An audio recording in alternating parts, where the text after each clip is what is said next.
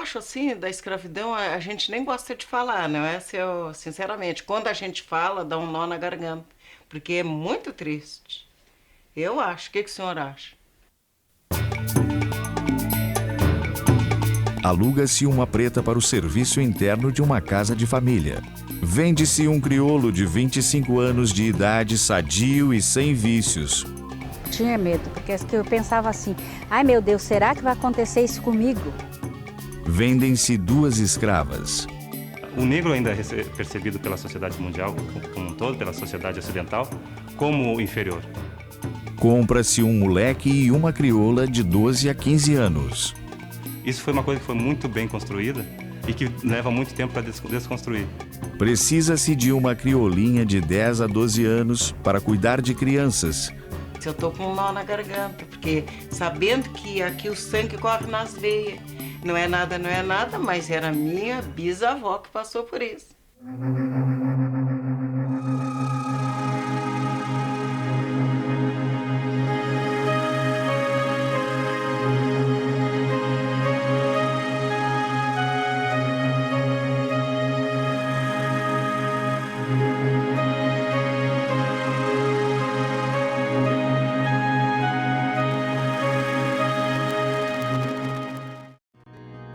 Uma mercadoria. Era assim que os anúncios dos jornais do século XIX tratavam o negro. Um bem que podia ser vendido ou trocado. Foram mais de 300 anos, né? Foram 350 anos, onde os africanos foram despersonalizados, eles foram desumanizados, né? Só de 100 e poucos anos para cá que nós temos trabalho livre. Então toda a riqueza do Brasil é com mão de obra escrava. A capitania e a província do Rio Grande do Sul foram algumas das regiões mais intensamente escravistas do Brasil.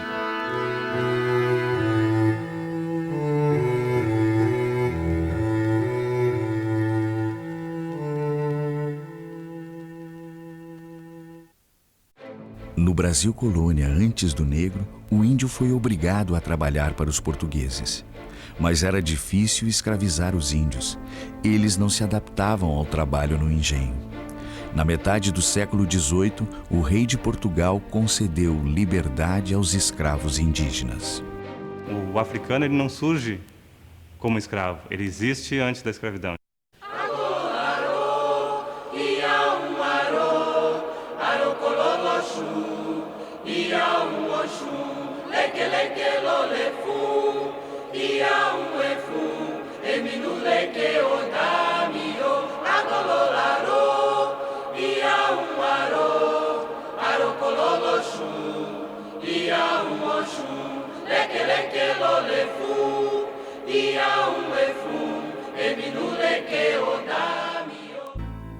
A chegada dos escravos ao Brasil se deu conforme os ciclos econômicos. Os primeiros vieram trabalhar nas plantações de cana-de-açúcar no Nordeste. No século XVIII, a mão de obra escrava era usada nas minas de Mato Grosso, Goiás e Minas Gerais. No século XIX, foi a vez do café no Rio e em São Paulo. A judiaria, a escravidão, a malvadeza. Que a gente é negro, mas é gente.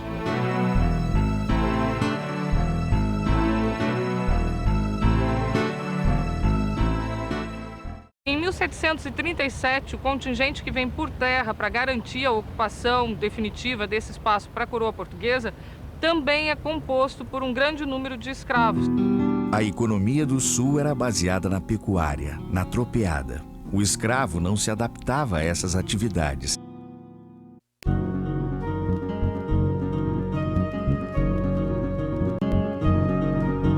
O primeiro núcleo que vem com Silva Paz é constituído todo ele por militares. São os homens que compunham a própria frota.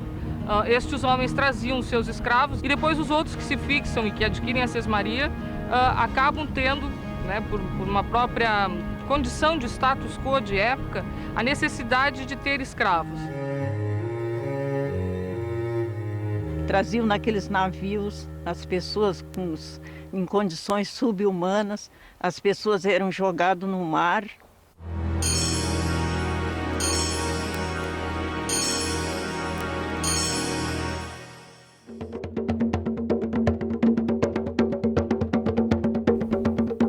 A partir de 1780, quando o Rio Grande do Sul começou a produzir o charque em escala industrial, muitos escravos chegaram ao estado. As charqueadas se espalharam por Pelotas, pelo Rio Jacuí e pelas margens da Lagoa dos Patos. Por mais de um século, as charqueadas foram impulsionadas pelas mãos dos escravos. Se a gente pega, por exemplo, o recenseamento de 1890, quando já terminou a escravidão, e, portanto, alguns negros já foram embora, etc., nós temos que, da população da cidade, né, da sede daqui, né, 1/3 era de negros. Né? Para isso, para 1890, imagina-se então o que seria lá em 1870, por exemplo, no auge do período escravista. E quando vinham aqueles monte daqueles coronéis para comprar, não é, os negros, para comprar os negros, então eles eram examinados pelos dentes e pelas canelas.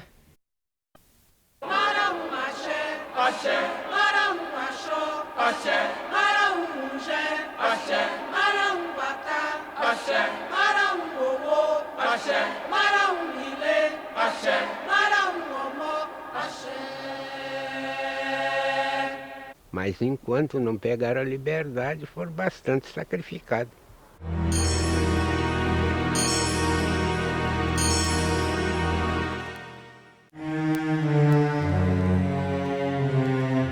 As condições de vida e trabalho nas charqueadas eram terríveis. Se equiparavam, se não eram piores, à escravidão do açúcar, à escravidão do café. Pelotas foi a cidade que teve o maior número de charqueadas. No porto de Rio Grande, chegavam os negros com destino a estas indústrias. Em 1884, Pelotas chegou a ter 5.000 escravos. 2.000 deles trabalhavam com o charque. Os escravos e o seu trabalho nas charqueadas foram um elemento fundamental da riqueza da cidade.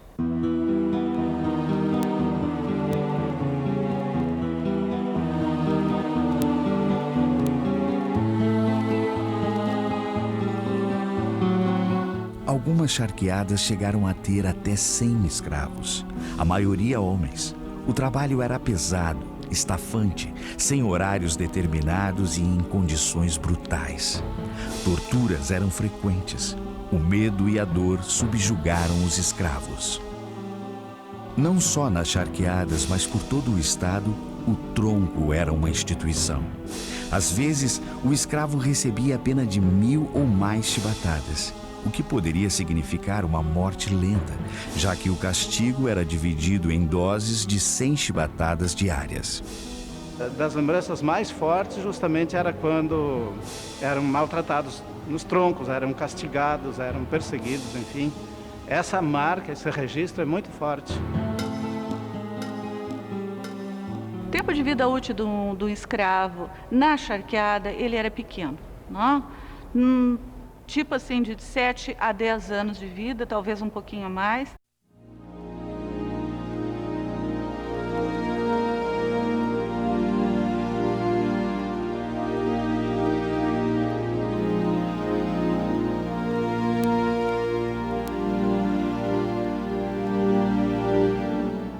O trabalho nas charqueadas não parava, dia e noite, madrugada adentro. O escravo vivia em condições subhumanas.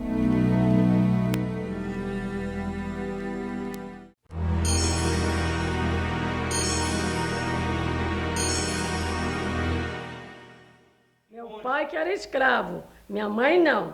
Minha mãe era estrangeira, era clara. Então eles judiavam muito com os escravos, ele apanhou muito. Ele estava a fim de tirar-se a vida. Poucas escravas trabalhavam nas fábricas de charque. A maioria cuidava dos trabalhos domésticos nas residências dos charqueadores. Tiravam aquelas negras lá da senzala, né? Para ir lá para dentro para cuidar das filhas da sinhá. Quando elas ganhavam o nenezinho, já desmamavam os nenezinhos, né? Podia ter nenezinho, o nenezinho já ficava na senzala.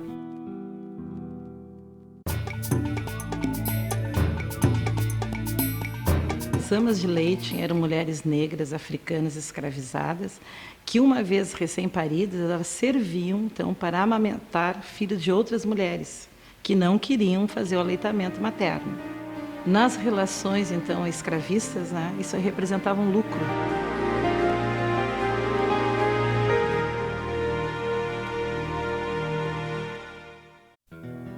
O botânico francês Saint-Hilaire veio para o Rio Grande do Sul em 1820. Além de estudar a fauna e a flora, também testemunhou a história e a vida do gaúcho do século XIX. Em Pelotas, Saint-Hilaire hospedou-se na Charqueada São João. Na casa do charqueador, ele presenciou a dura rotina de uma criança escrava. Na charqueada era comum ter sempre na sala um negrinho de 10, 12 anos, cuja função era chamar outros escravos, servir água e prestar pequenos serviços caseiros. Não conheço criatura mais infeliz que esta criança. Nunca se assenta, jamais sorri e nunca brinca.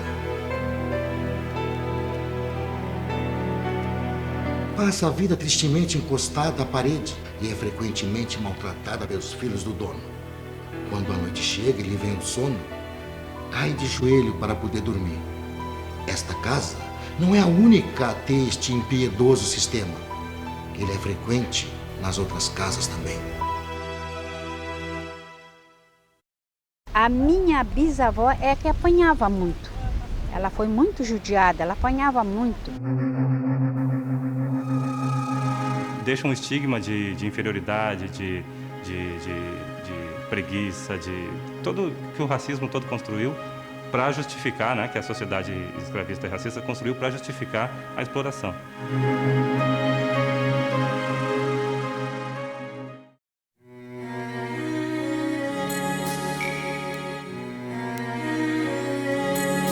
A casa do escravo era a senzala, geralmente localizada no porão das residências. Paredes úmidas de pedra, chão de terra, pequenos buracos gradeados que serviam de janelas. A senzala era o local do raro descanso.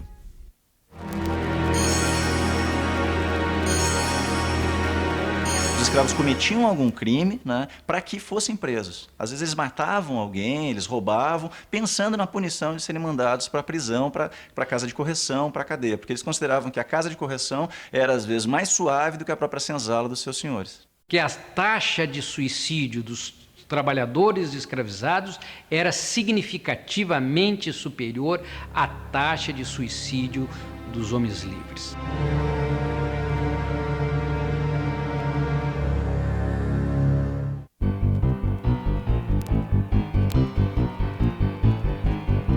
A fuga de escravos era comum. Se o escravo conseguisse chegar até o Uruguai, lá seria livre e viveria como um trabalhador assalariado. Em Porto Alegre, o escravo que fugia e era capturado tinha as suas costas marcadas a ferro com um F de fujão. Eu acho que para nós é uma vergonha ter essa passagem na nossa história. Não eram raros os casos de escravos brutalizados reagirem contra seus senhores. Em São Gabriel, depois de apanhar violentamente, uma escrava matou a sua patroa com machadadas. Em Porto Alegre, outra escrava foi acusada de afogar as crianças de seus patrões. Um padeiro foi morto a golpes de lenha por 3 escravos. Em Cachoeira do Sul, uma escrava se tornou santa popular. Que os pedidos feitos a ela sempre são com relação à saúde e amor. Brancos e negros pedem ajuda à escrava Santa Josefa, morta violentamente pelos patrões. Nas fazendas pastoris, os trabalhadores escravizados se ocupavam das tarefas mais duras, levantavam as cercas de pedra.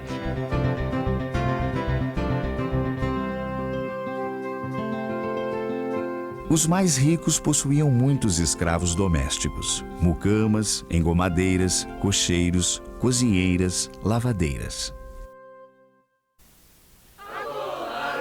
Em 1786, os negros criaram em Porto Alegre a Irmandade da Nossa Senhora do Rosário. Ela era uma irmandade que congregava basicamente negros, entre escravos, libertos e livres. Esse grupo é um grupo que vai se alfabetizar, é um grupo que vai lutar pela compra de cartas de alforria.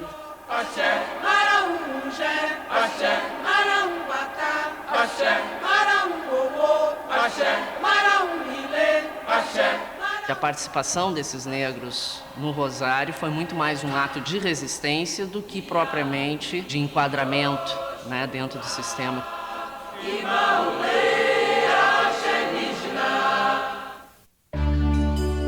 No Rio Grande do Sul, devido à luta do Partido Republicano, a escravidão começa a ser abolida a partir de 1884, 4 anos antes do seu fim oficial em todo o Império. Até hoje o Rio Grande do Sul vive com este mito de ter feito a abolição mais cedo que os outros estados, né? De que em 1884 o Rio Grande do Sul se tornou um local livre, né? Nós estávamos tão aptos a receber cada vez mais imigrantes, nos tornarmos cada vez mais um estado europeu, o que é uma grande farsa. Diversas sociedades abolicionistas foram criadas por todo o estado.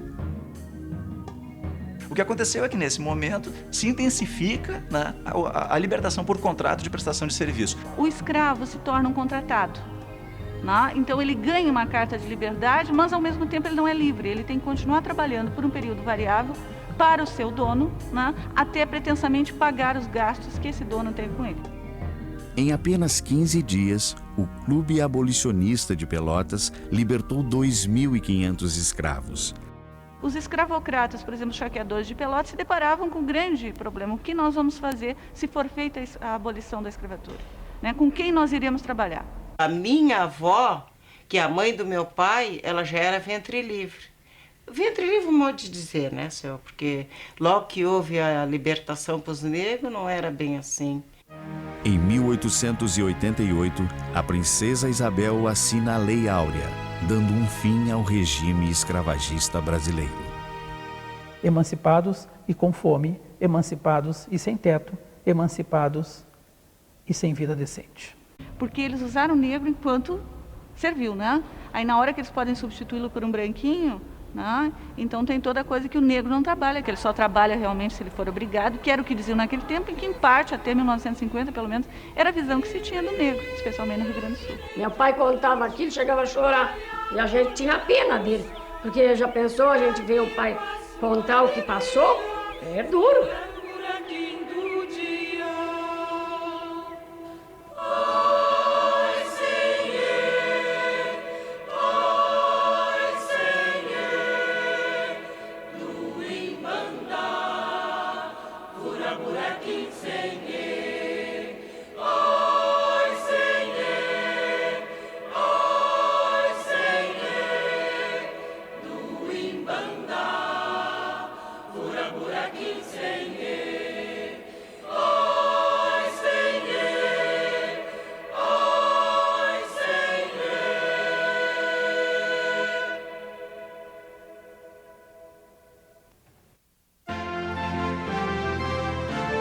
Uma indústria surgirá, vai durar mais de um século e se tornará uma tradição no continente de São Pedro. Mas isso é outro capítulo desta história.